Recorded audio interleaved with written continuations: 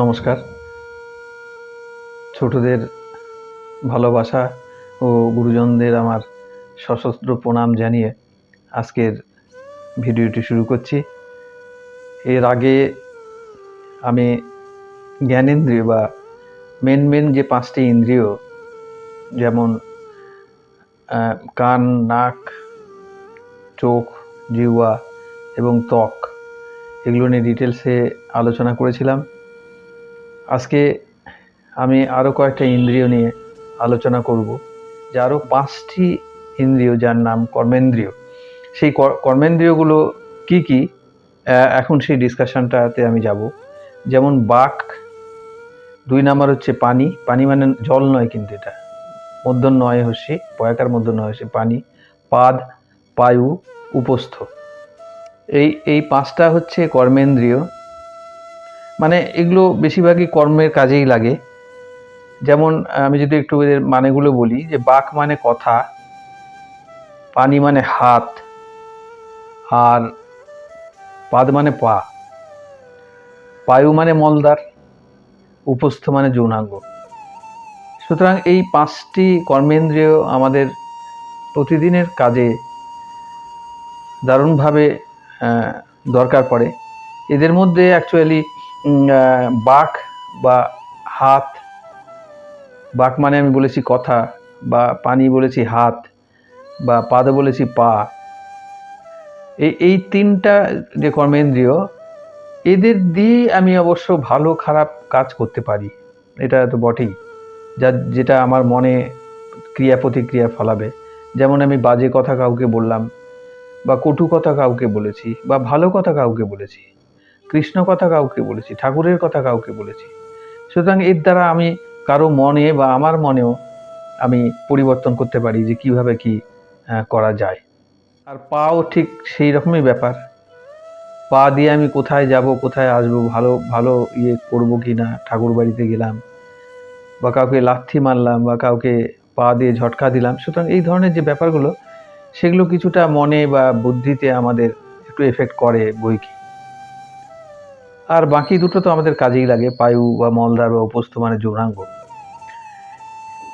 এছাড়াও আরও একটা ইন্দ্রিয়, যেটাকে হলো উভেন্দ্রিয় বা অন্তরেন্দ্রিয় বলা হয়, যার নাম হচ্ছে মন। এটা তো প্রথম দিন থেকে আমি আলোচনা করে আসছি, যে এই মনটাই হচ্ছে মানে বিরাট বলিয়ান যাকে বলা হয়। আমরা এগুলো থ্রুতেই তার কাছে ঢুকে ঢুকে তাকে অত্যাচারিত করি, এবং তারও চাহিদা অনুযায়ী আমরা এই সমস্ত দিক দিয়ে সাপ্লাই দিই সব কিছু। তাহলে আমি 11টা ইন্দ্রিয়ের কথা বললাম। এছাড়াও যে 6টি রিপু, এই রিপুগুলোও কিন্তু মানে খুবই বলতে পারেন যে, আমি এর আগেও এই রিপুগুলোর কথা বলেছি। যেমন কাম বলতে আমরা সবাই জানি, কাম মানে কামনা বাসনা। ক্রোধ বলতে আমরা তো জানি, ক্রোধ মানে রাগ বা আক্রোশ, এগুলো কিন্তু রিপু। আর লোভ মানে হচ্ছে লালসা।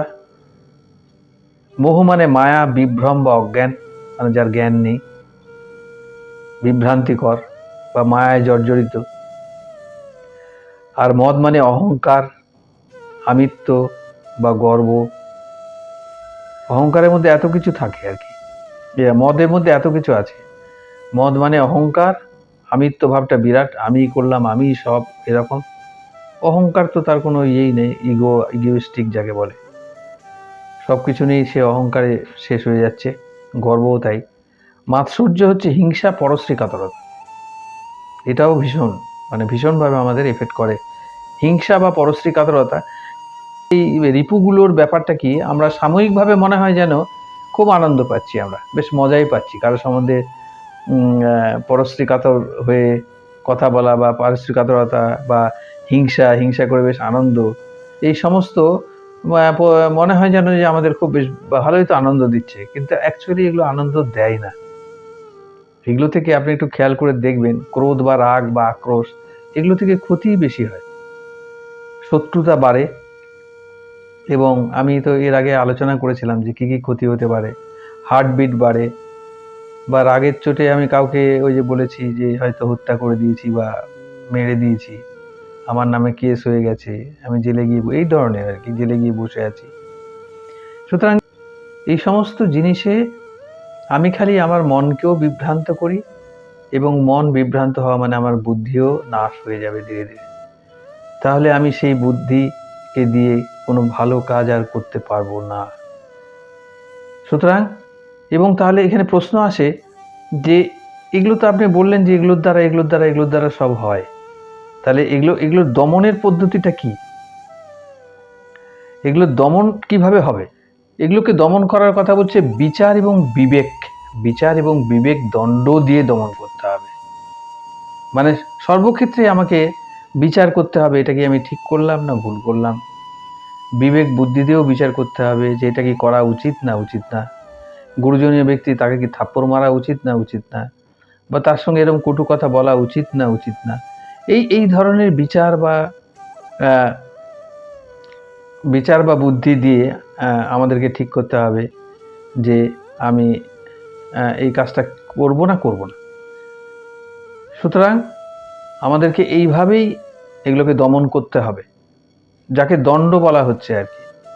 বিচার বিবেক, এই বিচার বিবেককে বলা হচ্ছে দণ্ড। এই দণ্ড দিয়ে এগুলোকে মাথায় বাড়ি মারতে হবে আর কি, যে এগুলো ঠিক হচ্ছে কিনা আমাদেরকে বিচার করে ঠিক করতে হবে। আজ এই পর্যন্তই থাক। আবার ছোটদের